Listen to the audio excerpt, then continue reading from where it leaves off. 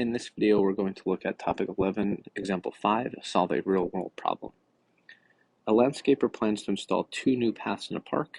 The new fountain path will be perpendicular to the east path and lead to the fountain. The new picnic path will be parallel to the fountain path and pass through the picnic area. What are the equations in point-slope form that represent the new paths? All right, so let's start with the east path. What do we know about the east path?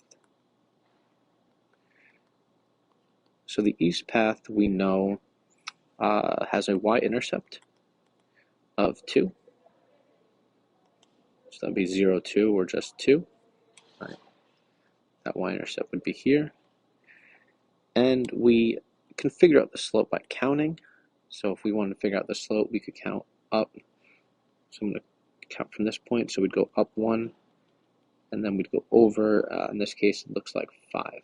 So my slope here would be a rise of 1 and a run of 5. So we have a slope of 1/5.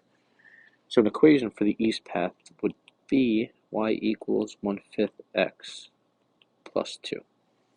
Now they don't ask us for an equation of the east path, but it's good to have so we can compare these. So now let's look at the fountain path. So what do we know about the fountain path? We know that the fountain path will be perpendicular to the east path. So perpendicular, so it's going to be perpendicular to a slope of 1/5. So we should use the opposite reciprocal of that. So our m value is going to be -5/1. And we know that we have a point of, what is this, 15.2. So this point here is 15.2. Okay. So remember that let's use some colors here, that 1/5, we know it's going to be perpendicular to that, so we're using the opposite reciprocal. So if I'm given the point and a slope, I can then use my point slope formula. So I'd have y minus y1 equals m times x minus x1. So y minus 2 equals m, which is -5. I'm going to drop the 1. I don't need the denominator anymore. X minus 15.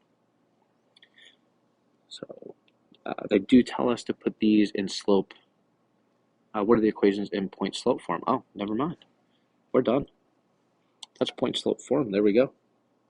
Save us a whole lot of time.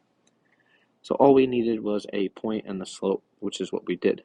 So they're asking point slope form. Let's stop there.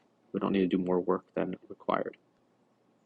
Okay, let's move on to the the picnic path. So the picnic path,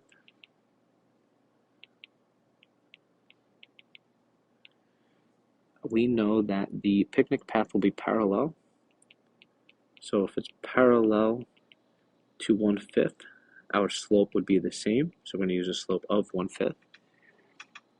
And it's going to pass through the picnic area. Well, the picnic area, the point that we would use is 5, 6.